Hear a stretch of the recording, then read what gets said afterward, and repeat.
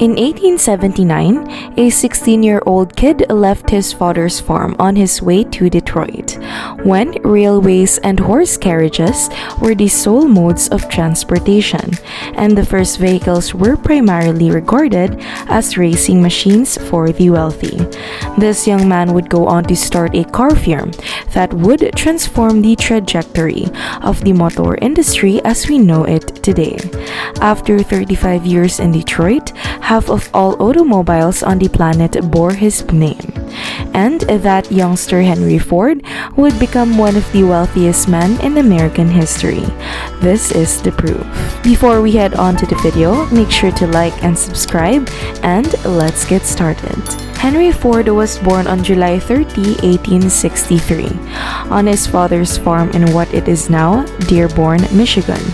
Henry was the oldest son of 6 children, and his father, William Ford, owned a farm where everyone in the family lived and worked. He, on the other hand, was nothing like his father and was never interested in his father's business.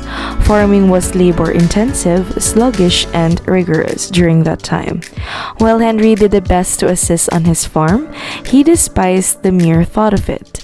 Henry, like other youngsters like his age, disliked school and dropped out before the 8th grade. He preferred to learn it on his own terms and was fascinated by mechanics from an early age. Because of his fascination of machines, he studied every piece of machinery he came across. His father gave him a pocket watch when he was 12 years old, and after experimenting with its motions, he learned how to make it apart and put it back together in a couple of minutes. He later earned a reputation as a watch repairman and repaired timepieces of neighbors. When Henry was 13, he saw a steam engine for the first time in his life during a school trip to one of Detroit's enterprises, and that's when his enthusiasm for mechanics became an obsession, and it became his new interest for the following several years. By the age of 15, he had built his first steam engine, but his world was turned upside down when his mother, Mary Ford, died a severe illness. Henry had a special affinity with his mother and was closest to her of anybody on the farm. Henry's hatred for the farm grew worse as a result of her loss. He began to look for a way out of his circumstances because the farm had too many memories of his late mother. After reaching 16 and against his father's wishes, Henry packed his belongings and left the hamlet in pursuit of a fresh path in life. Detroit was fast becoming an industrial center thanks to the steam engine at that time, and the city was eager for young engineers looking for work. It was in Detroit that Henry decided to remake himself by studying everything there was to know about machines. He got a job at Michigan Core Company Works, a street vehicle manufacturing company. Unfortunately, Henry was fired just 6 days after starting. After a period of unemployment, he obtained work as an apprentice of the James Flower & Brothers machine shop, where he earned $2.60 per week, yet it was insufficient to cover his rent. Henry capitalized on his early interest. He obtained a night work as a jeweler cleaning and repairing watches for $3 per week, 6 hours a night, 7 days a week. Despite working many jobs to make ends meet, Henry continued to study and experiment with machines whenever he had any spare time. When Henry Ford was 19, he wanted to return home to Michigan. He still despised farming, so he performed very little work there and spent much of his time playing and tinkering the farm's machines. Fortunately, his father had bought a portable steam engine, which had swiftly become the norm among farmers. Henry spent the most of his time with this machine and got so proficient with it that a neighbor at his father's farm paid him $3 to operate his steam steam engine for him. And from there, Ford's ability and passion for machines spread throughout Michigan. The district agent of Westinghouse Engine Company of Schenectady, New York, learned about Henry's talent.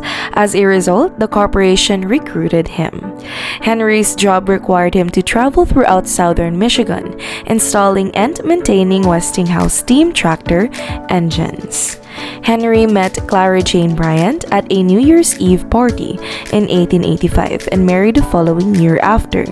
Henry's father gave his son 40 acres of property as a wedding gift, but instead of turning it into a farm, Henry had other plans. Henry and Clara moved to a tiny apartment in Detroit in 1891. Henry discovered a British periodical about this time and learned about the gas engine.